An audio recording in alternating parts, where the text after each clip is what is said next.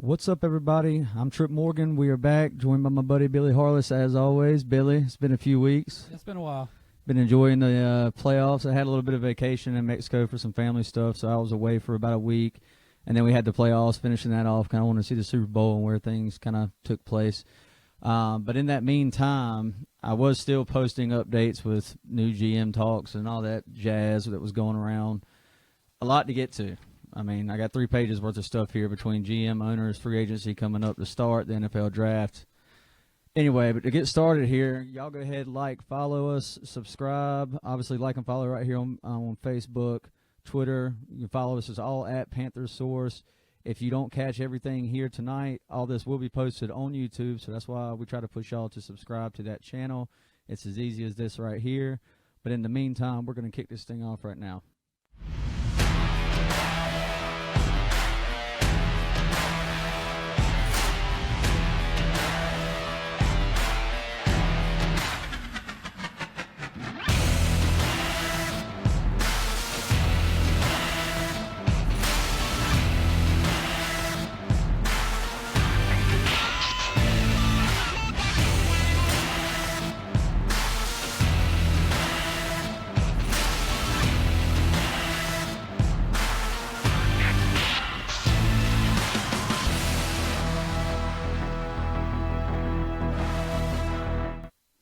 So what's up, everybody? We're back right here. I think we're going to get this thing, we're kind of debating on what to start with tonight, but I think we're going to start from the top and just work our way down to the players. And obviously at the top is now, with all the stuff that's surrounded Jerry Richardson, as everybody should know by now, the allegations, he's decided to step down from owning the team. He's going to sell it. And there's been several owners talked about, there's all this talk about Carolina wanting to build a dome in Charlotte to help, bigger events, raise money, and potentially the biggest thing, put in a bid for the Super Bowl, which would be awesome. But, Billy, I've kind of hit on this with some people on Facebook, but we haven't actually talked about it really on our Facebook Live show. What do you think about Carolina potentially getting a dome and leaving what is a beautiful spot with Bank of America Stadium in that uptown district? I told you, they did the renovations to add, bathrooms, more vending, the escalators, make it look better. It's nice. Yep. I enjoy going to football games, and it doesn't matter if it's raining, snowing, if it's 100 degrees, if it's 2 degrees. I enjoy the atmosphere of downtown Charlotte or uptown Charlotte. As do I. If you did a dome, you would have to move.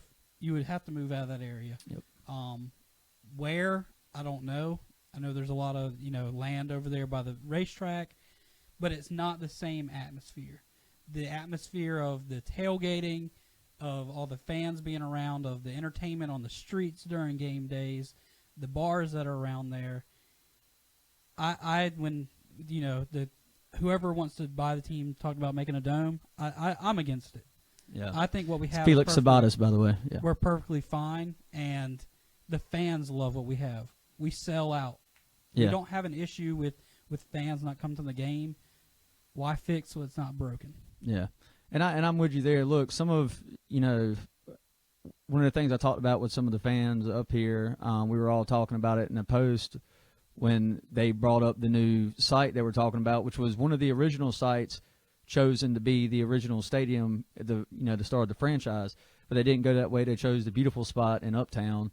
But one of the things we talked about was the memories we had with the weather games, with games like 2013 against New Orleans Saints when we clinched the division and it was a tsunami, and I was there, and it was just the craziest thing because fans fed off of that, the defense fed off of that, and granted that game ended up being close at the end, but it came down to that last second touchdown, and I can tell you it was the happiest I'd ever been in a monsoon. And then the NFC Championship game in 2015, we don't get a lot of snow here, but we got a couple of inches, and it was just a blast. I love football being in the elements. I love those games like up in Buffalo where these players are playing in a foot of snow. I mean, it's fun to me. I enjoy it. Not everybody might have the same opinion of that, but I also see the side of business and trying to get the Super Bowl in Charlotte. And right now, one of the biggest issues is parking. Now, granted, that also feeds into the atmosphere of being uptown with the tailgating. if you go somewhere like these new stadiums are, and they're kind of a lot of them are in kind of remote areas, so they can have all this parking, then you do kind of take away from that vibe that Uptown has, and I really like it. It's nice to get a hotel room at the Hyatt and walk right to the stadium and see the skyline behind it when you're sitting in your seats. I mean, it's beautiful. So y'all chime in. Let us know what y'all think. I know a lot of y'all have opinions on this. Like I said, I've talked to some of y'all before about it. Antonio Carrell, where's the funds going to come from? That's another issue people have talked about. But one of the things is with the NFL, they just tend to find ways. The city of Charlotte wouldn't help like they do now. You're right. We've already done a lot of stuff with the upgrades. And that's another thing. One of the South Carolina guys, I saw Joe Person from the Charlotte Observer interview, and he was saying Carolina's done a lot for as old as the stadium is. It's in really good condition, and the upgrades they've done have kept up with everybody else. So that's something else to think about. Keenan Ashworth, we just need better parking or an area for parking with a shuttle service back and forth. And Mike Strube asked, if we build a dome, would it make the team stay longer? I don't think there's any way this team moves out of Charlotte. Nah. You have to have 24 owners vote to say that they would move. The moves that have happened last season were teams that couldn't fill stadiums, they couldn't sell tickets, they couldn't get anybody to show up when they gave tickets away. That's the reason, and they're still having issues when now they've moved. They can't fill a stadium, and those were some of those original locations of those teams were on the West Coast. So the dome wouldn't make a difference. I don't think the Panthers are ever going to lose the team as long as the fans show up. And Kraft is one of the ones for the Patriots. There's no way it can move out. Yeah, and Arthur Blank with the Falcons. Not that Panther fans really care what his opinion is, but he did just get a new stadium. He just did get a new dome, and the Super Bowl is going to be there next year. So he kind of knows about this stuff. I mean, obviously he owns an NFL team, but he was recently quoted saying that Charlotte has a great place, and that he doesn't ever see it moving. He couldn't imagine it moving. Christopher Brooks asked a good question. Couldn't they just add a dome to the building we have? And that answer is yes. Actually, the article I was talking about with the guy from South Carolina that the Joe Person was interviewing, I can't remember his exact title, but he deals with this kind of stuff all the time. And Carolina could build some type of dome on top of what they already have. It would just cost obviously a lot of money. And I mean, I can't remember the exact figure. I wish I'd wrote it down, but it was a hefty price tag, as you can imagine. But I mean, that's another possibility if they didn't want to move. And this all depends on who the owner is.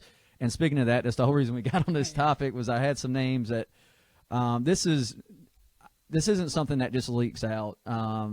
Carolina announced that this decision would be made in the offseason. You've heard names, but none of these are really huge sources that know anything about this. I'm going off the Forbes list because somebody with money has to buy the team. There's all the P. Diddy talk. Guys, he doesn't have the money. And if he comes up with enough people, I just don't know who it would be. I haven't heard anything else about it lately. I'm not buying into the P. Diddy hype. But here are some people that I actually think, and Forbes listed as well, that I actually think could. I've always said I think it'll stay with people who are already minority owners. The Belk family, they own roughly 5% of the team. Levine, they own 10% of the team. Steve and Jerry Wardsworth, that's a tongue twister.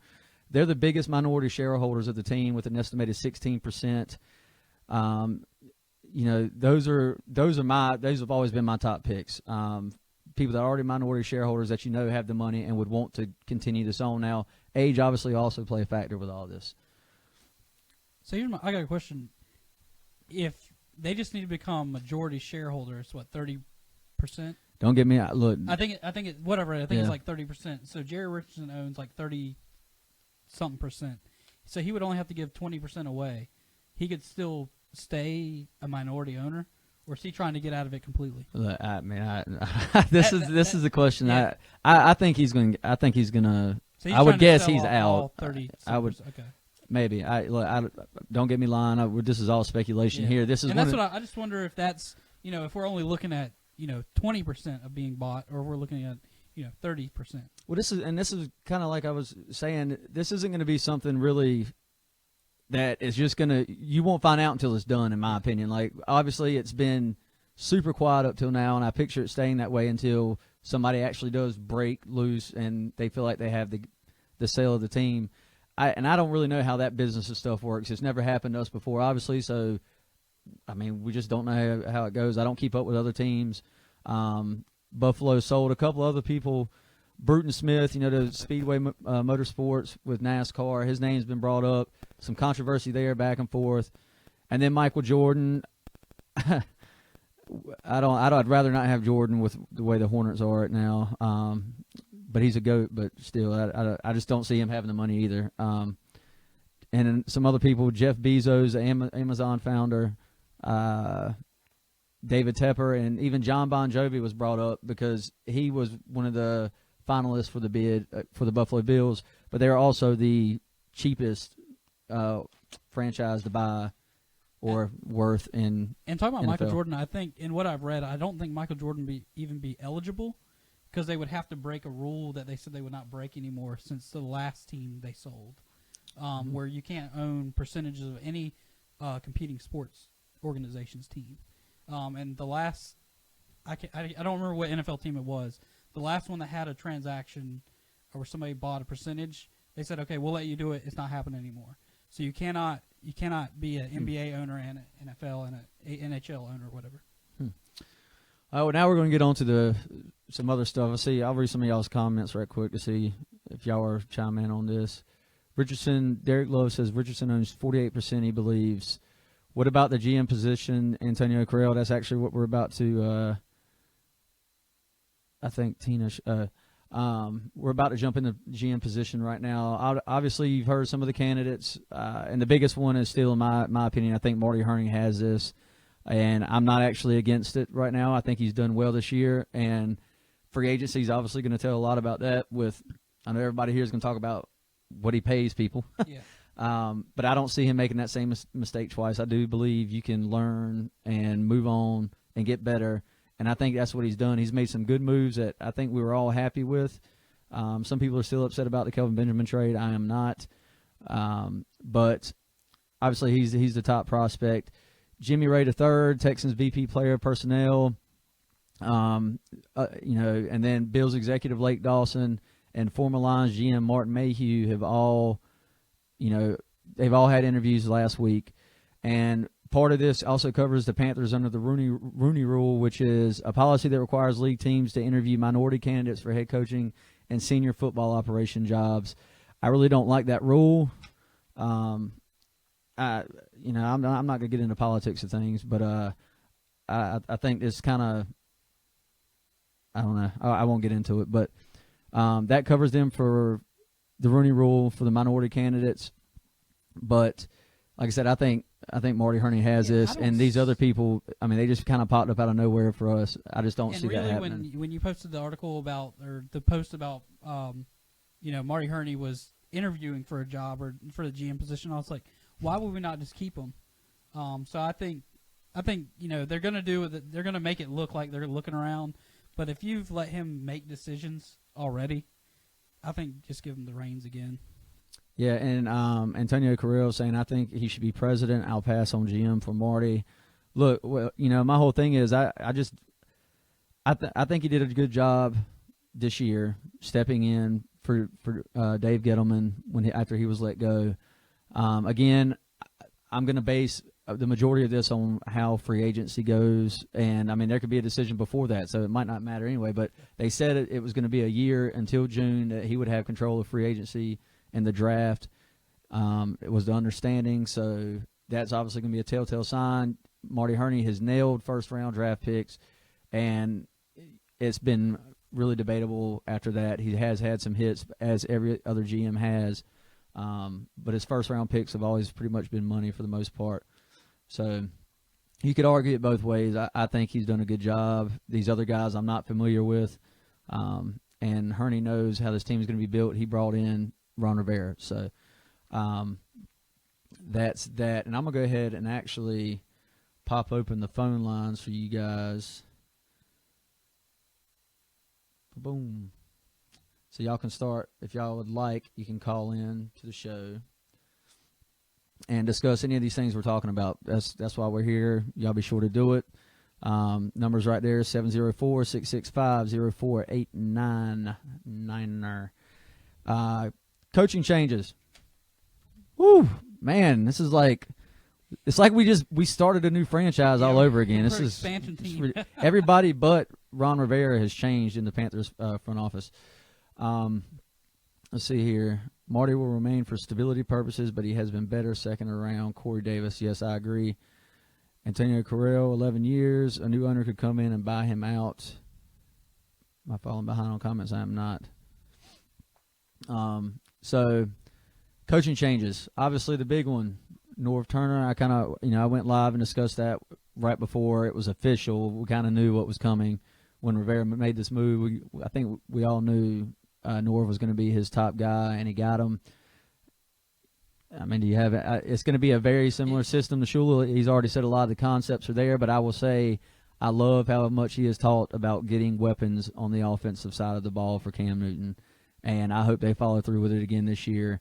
And I think, free agency could be a good spot to go get a guy like wide receiver like Paul Richardson, who's affordable. You're not going to break the bank, but he's also a guy that's going to come in and automatically, compete and give you something at the position where, and I'm not necessarily against drafting a wide receiver either, but that's more development. Yeah. It's more development that way. It'll be, if he does do like Shula, it'll be a lot easier to roll off the tongue. Damn it, Norv. Yeah. So, hopefully, he can get the offense clicking and his system works. And I mean, obviously, he thinks we have the tools. If he came, he's what? How old is he? He's like 60. Yeah, 65. Something. Yeah, he's old, and he left the team because he didn't have the tools he needed. So obviously, he's come here thinking he has the tools. Yeah, and I mean, he's always been good with good quarterbacks. I mean, historically, now granted, this is also coming from like the early '90s with the Cowboys, so the NFL changes. But a lot of these guys are already familiar, coming with some of Shula's concepts and stuff, the things that Turner does. So that's something good, and he's always doing good with tight ends. When we got that with Greg Olsen, I'm hoping we also find the replacement for him possibly in this draft and kind of build that, and maybe even it might even be an extra weapon if he pans out really good his first year. Eric Washington, new defensive coordinator. This one I'm excited about. We both expressed our opinions on Steve Wilkes and his heavy blitzing, man coverage. I don't think it fit our personnel at all, and it really showed the last half of the season when our defense just couldn't stop anybody. Yes, we had a lot of sacks and pressures, but it also, the big plays also were that. They were huge plays, and we weren't getting home. Eric Washington in his interviews talked about knowing when to blitz and when not to blitz, and using the personnel we have and putting our secondary in position to get turnovers, which to me sounds like he will blitz less, number one, is a big key. And I personally think he might mix it up a little bit more zone, which I would like to see. And he's going to want – I mean, he's a defensive line coach, and these players love him for it. And I think he wants that front four to be able to get after the quarterback and without having to send 5-6 guys at a time. I think that's going to be – if that can happen, that'll be pretty big. Justin Rouse, this is the Redskins' year. Someone give me a drink. Yeah, you're going to need one probably. Yeah. NFL changes every year, man. Got Alex Smith as starting quarterback now, right? Yeah. Antonio Barnes, Marty wants to address the wide receivers, offensive line, and defensive backfield, all the right areas of concern, if you ask me. Look, don't get it twisted. Carolina has plenty of spots they need to get better at, and specifically younger at. Yes. Ryan Khalil was retiring this year. He's already made that. That's something else. We're reporting on. Khalil and Thomas Davis both announced that they're going to retire after this season. I am waiting and hoping Julius Peppers comes out and says he's going to run one more with the boys. Charles Johnson hasn't officially announced it, but he did say on Twitter. I posted his tweet about a month ago, I think, saying where one last off season in the snow or something like that. Kind of hinting at that he's done, and I don't even know that he'll necessarily be here. Carolina could save some money, but they might want that veteran leadership mentality, how Rivera is with that kind of stuff. Monk, should we go try to get Butler from New England and trade 5 and 7 round pick to get J24 back from the Skins and draft some quick young receivers? Look, Josh Norman coming back is now the question. I don't think it'll be this season. And as far as, I guess you're talking about Malcolm Butler. I'm not. Yeah. And we talked about this last night. I'm not a fan. He's known for his interception in the Super Bowl. Won the Super Bowl for him. This year he struggled. It's obvious that he struggled. Came time for the Super Bowl, he obviously wasn't one to put in the game. Does he show flashes of greatness? Sure. But he has struggled really bad this year from what I've watched. And the only reason I've really looked into him is in fantasy, we had defensive players this year. And it's always Malcolm Butler screwed up again. Obviously, the Patriots don't believe in him, and they usually can bring dirt and make them into gold. So there's something there that a team like the Patriots see. I'm not a fan of Butler, and I wouldn't care to bring him. Yeah, I know he's known for that, like you said, that big play. I mean, the big Super Bowl play. He saved it, and he has played well. Now, last few games, apparently there was something going on. I definitely think he was the better quarterback that should have been out there, but that's neither here nor there now. He's obviously not happy about it. I don't see him being in New England again. Going back to the comments, what grade would you give CMC? Do you think he lived up to the 8th pick? I'd say a B-. 8th pick for running back is tough. It's really tough to get the value out of it. I know that's what a lot of people say, but it's really true. I mean, you're going to look at a guy like Alvin Kamara who went later to the Saints, and you're going to judge that, and it's tit for tat. Obviously, they got a great value in Kamara, getting him late. McCaffrey had a lot of hype around him. He was great in the passing game. He was rotating with Stu, and towards the end of the year, he got better running. But I think B- is a fair grade just because of how much. Without him, I think we'd have lost several games, in my opinion. And let's see. I think we didn't utilize him. We didn't figure out how to utilize him enough to see. I agree. To give him a and then fair injuries grade. towards the end of the season at wide receiver hurt him even more because they're going to focus in on him coming out of the backfield and everything else. Jordan Caton, what's up, buddy? What about grabbing a guy like Pryor or Sammy Watkins in free agency? We need a big play guy for sure. Terrell Pryor, unless you get him dirt cheap, I really wouldn't want to touch because he just did not look too great this past year after all his hype. I think Sammy Watkins is out of budget. I think he would be a good addition, but I don't think we can afford to pay him with the way we're at salary cap. But I would definitely welcome him if they were able to work something out. But I know he said he's looking forward to being able to stay with the Rams, and I know they want to keep him. Corey Davis, my heart bled for Malcolm Butler last night. Not sure if we can afford him, but he would be a great addition. Let's see. Just wanted to say what's up, Q-Tip, and good job with your show, buddy. Thanks, James. I appreciate it. Long time no see, like this weekend. So back to these other coaching changes now. Brady Hoke, a new defensive line coach, former Michigan head coach. Chase Blackburn was promoted to special teams coordinator. I think there was a couple more coaching changes, or at least one more.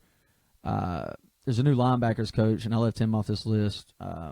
There's so much to keep up with right now. It's ridiculous. It's going to be a whole different feel. I think it's just new owner. Everybody on the coaching staff besides the head coach is gone. Like it's going to be totally different. Yep, and it might be for the good. This is also, it's a lot of change, and that can be tough to overcome going into a fresh season with somebody.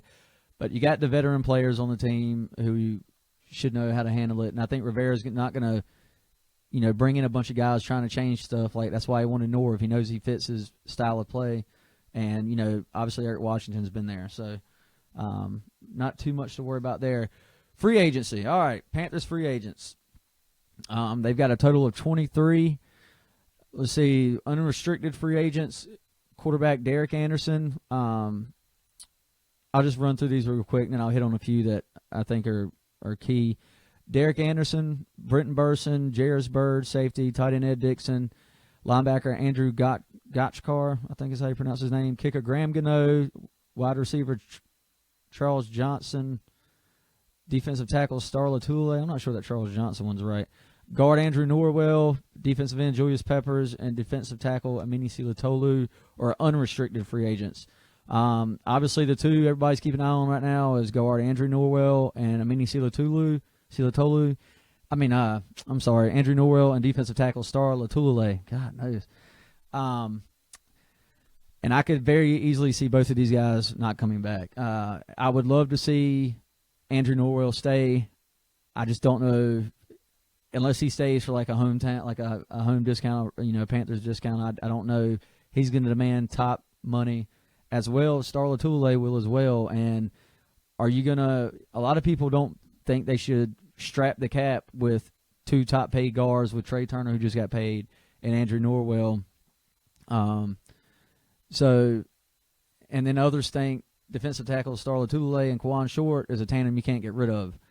I tend to agree with both of those. I want both of these guys on the team. I mean, either losing one or both is a huge loss. I would be, Taylor Moton, who we drafted last year, has the versatility to play guard, and that's one thing people keep bringing up is, look, you could put him there, save the money, pay Star, or not pay either one of them, and Vernon Butler take over Star's spot, and Taylor Moton squeeze in at that guard and take over Andrew Norwell's spot and not pay him the big money.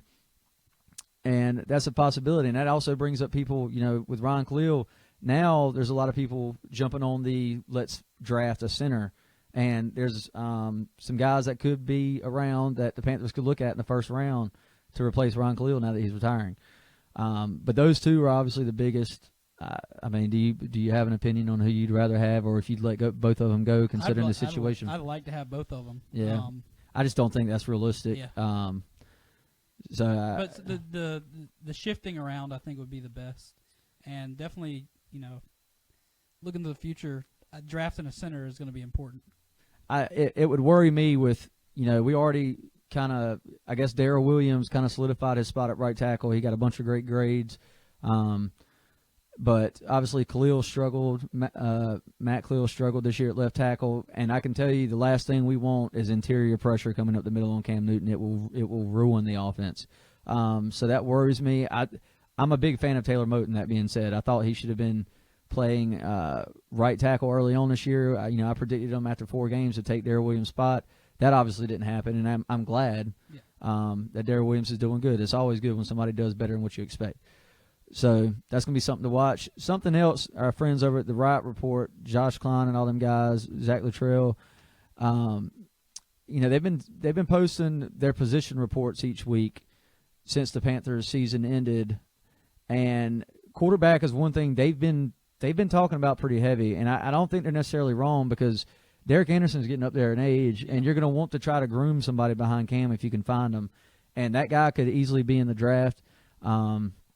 And now his name escapes me. The guy we have behind Derek Anderson that had such a good preseason, and I can't remember his daggone name. Let me look it up. Anyway, but I think that's a spot that they're hitting on well.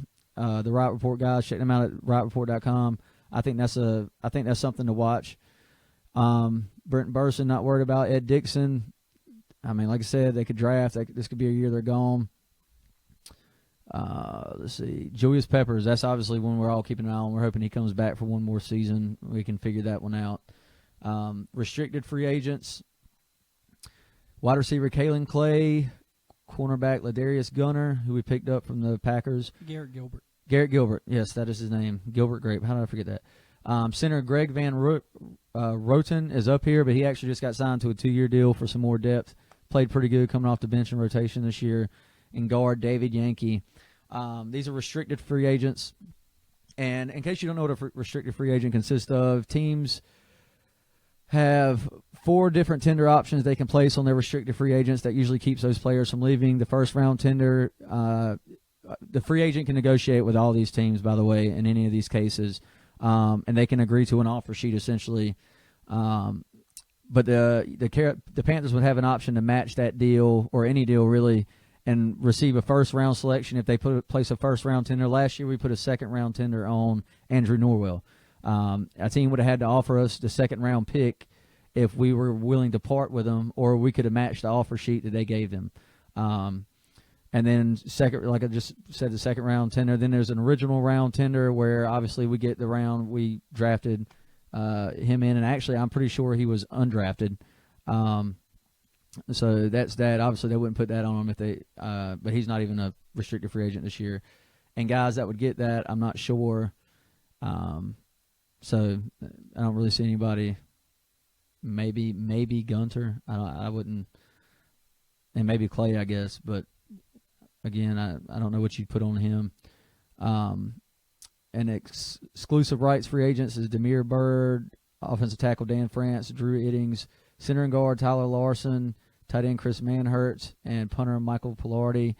And these guys have only 1 or 2 accrued seasons, but they aren't able to negotiate with other teams. Instead, their rights belong exclusively to the team that applied the tender.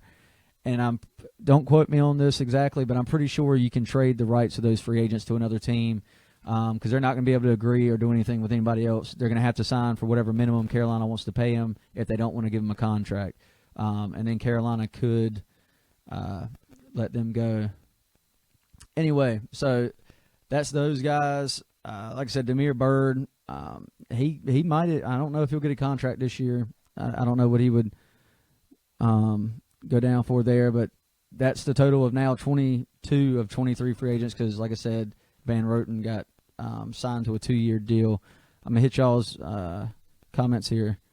Dante Ames got to keep Norwell. I tend to agree.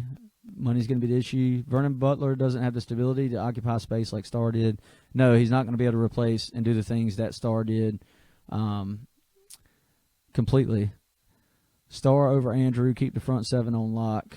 Larson played good filling in. Yes, he did. Jarvis Landry, Allen Robinson, Marquise Lee, Paul Richardson, Kendall Wright, Taylor Gabriel, Jerron Brown, Jeff Janis, all wide receivers that I'd like to see us target.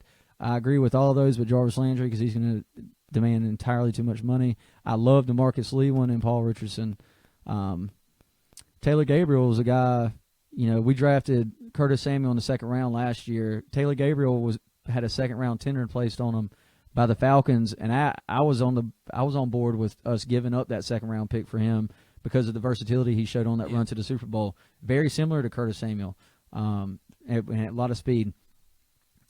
Nudie. Need a tight end. We've drafted 1 or 2 and all haven't made roster. Need to take one early, if not this draft, and next if we don't sign a good or decent one in free agency.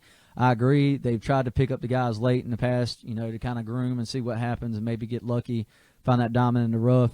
But, no, they haven't panned out necessarily. So, this could be the year we see that. This is supposed to be a good tight end draft. So, I tend to agree with you there. Do you have anything on tight ends or wide receivers you liked? I like Billy Bills. The names he gave, Richardson, Jerron Brown. I think he may ask for too much money because he had a good year.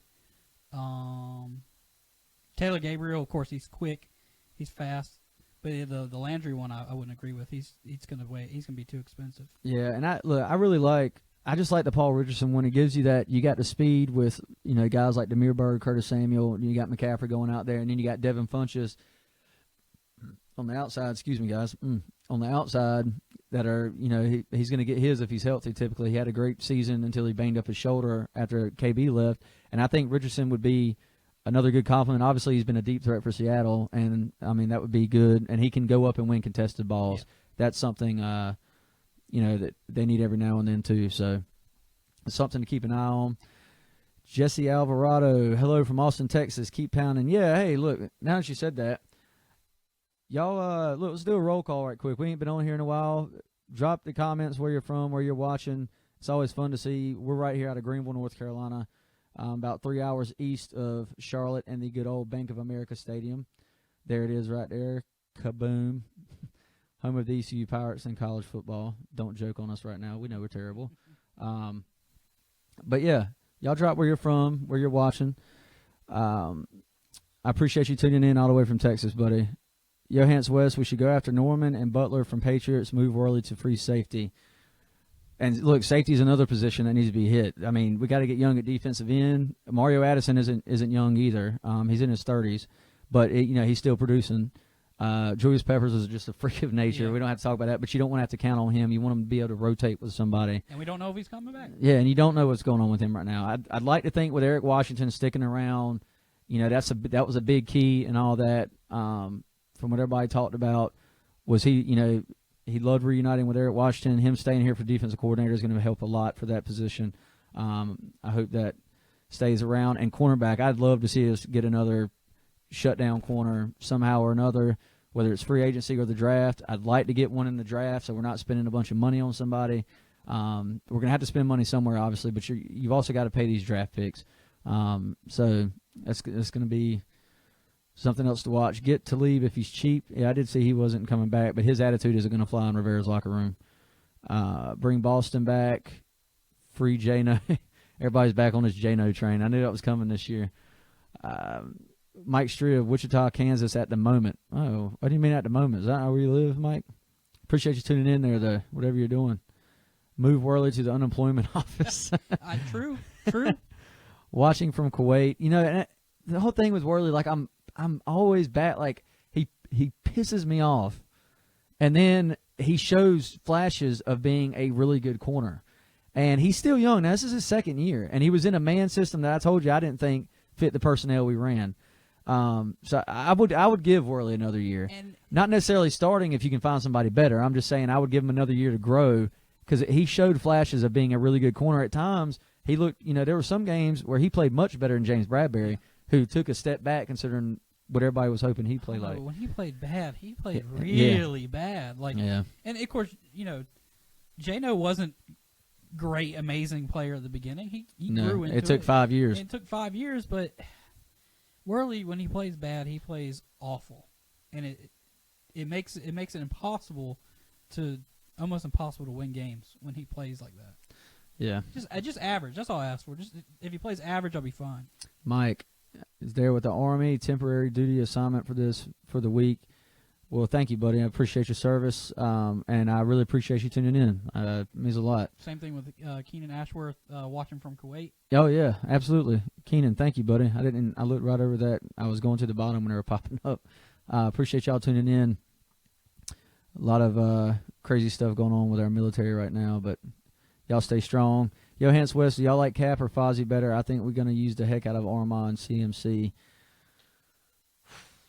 I like Cap. I think I like Cap, but Fozzie's, he's still shown his flashes. At some point, we got to get away from all these running backs, right? And I don't think, look, I'm just going to say, I don't think running backs out of the question again this year. I don't know what's going to happen necessarily with Jay Stu. I mean, obviously Rivera has ties to him. He's always liked him. Well, he had ties with Tolbert. Let him go. Well, yeah, but Tolbert wasn't doing anything. Jay Stu, but Jay Stu's. He's about business. If he needs to be gone, he'll be gone. But too many running backs. But we have to have them because that's the game plan that the Panthers play. Yep. Is pound establish it, and the run. We just pound it, and you got to be deep there. Yep. So, like I said, I like Cap Johans. I know you said something about using the heck out of Orma and CMC. We'll see. I know a lot of people were on this train last year, and it was really the stats didn't really say one way or the other. It was kind of both ways. When Orma was inactive, Carolina had good rushing games. When he was active, they also had good running games, and vice versa. So I don't think, I saw a lot of people talking about the stats when Orma's in the running game. It was so much better and this and that. And I don't necessarily think that's true. I do like Orma. I would like to see us get to some, fullback leads and stuff again. So it'll be interesting to see, but it also takes away from that versatility that was really opening the offense in that Miami game with Curtis Samuel and CMC and those option plays. Defenses, now this is also Miami, but in a couple other games you saw these triple options and stuff with Cam and Samuel and CMC coming out of the backfield, motioning and different things. It wreaked havoc on defenses for mismatches. So I'm a big fan of that. I really enjoyed watching that. Especially that Miami game, obviously, and it opened running lanes for Cam. So let's see if we got any more people jumping in here. Jaquan Simmons, hey guys, long time no see. Yes, sir. It's been a few weeks. I guess we can talk about the Super Bowl a little bit too when we get all this wrapped up. Fozzie needs to be gone. Nudie. Johans likes Fozzie. Hope Ridley falls to us. Dante Ames, that's a guy I've seen. I think it may have been Mayock, maybe said that he had in his first mock draft, he had Calvin Ridley falling to us. I would love to have Ridley, but I'm not going to get my hopes up for that.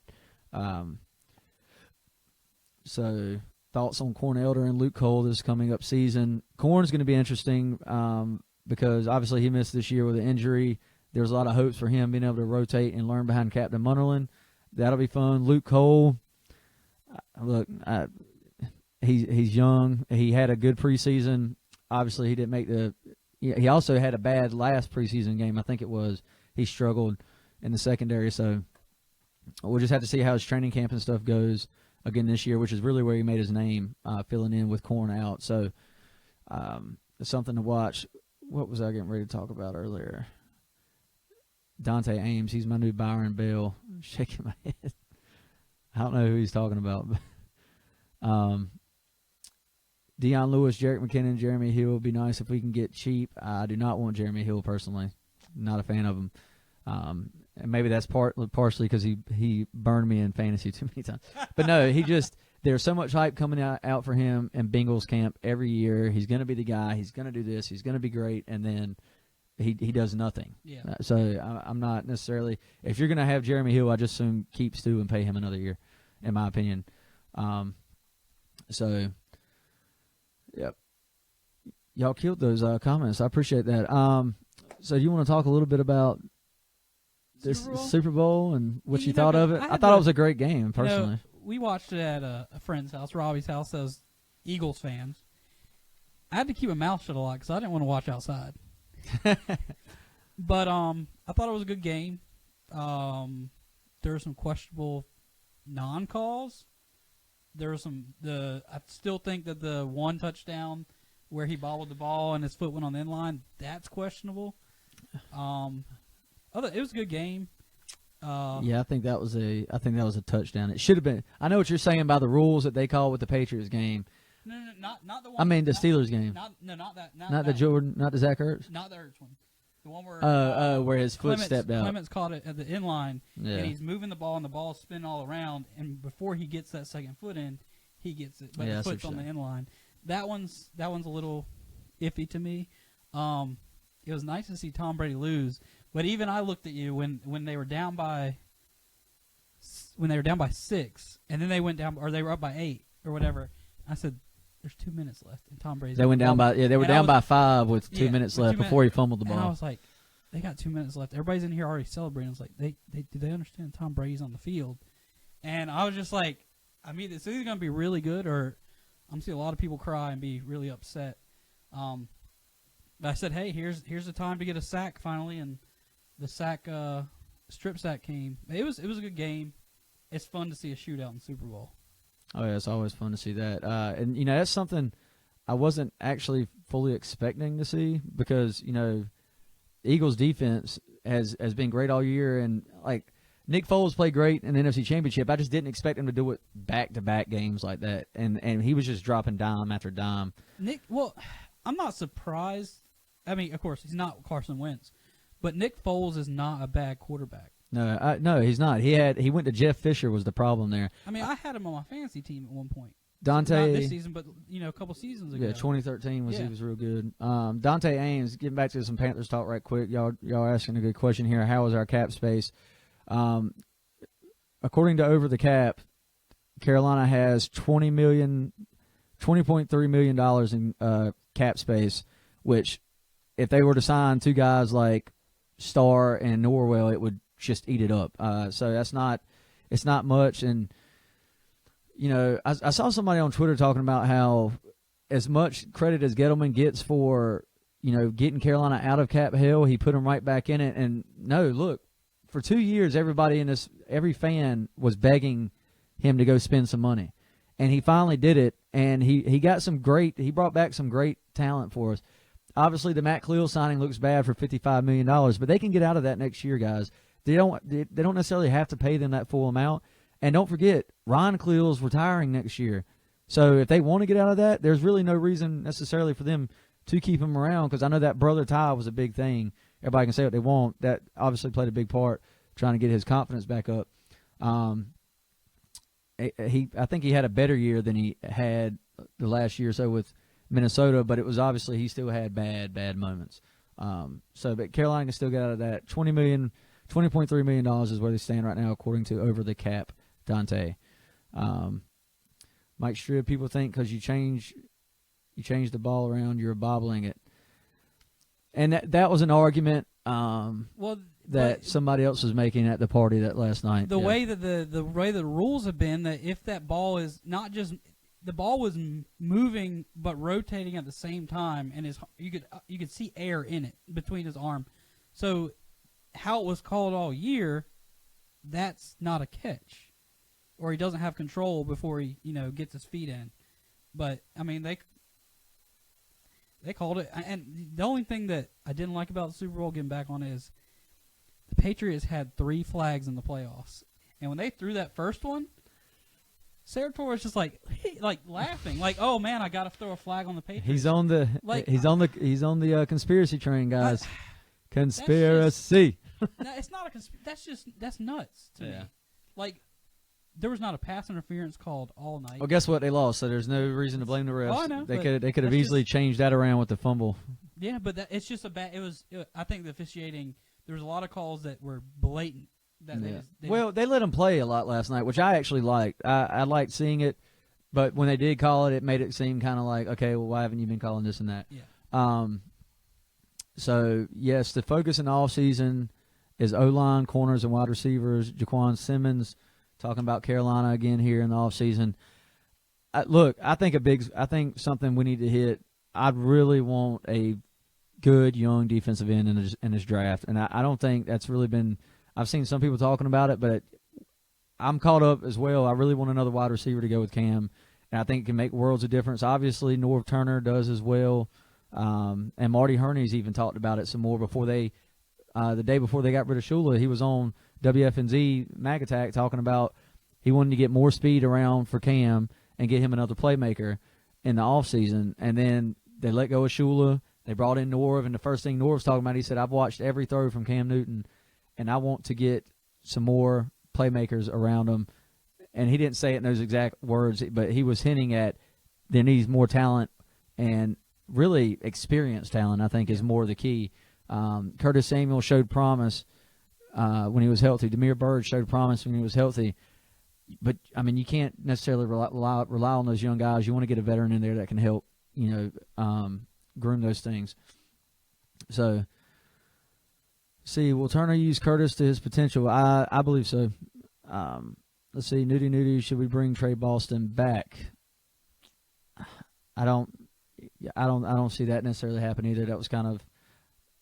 I really don't know how to answer that one. I don't think so. I like Trey Boston when he was here. What happened with Deshaun Hall? That's actually something I meant to hit on, Corey. He was moved to the practice squad.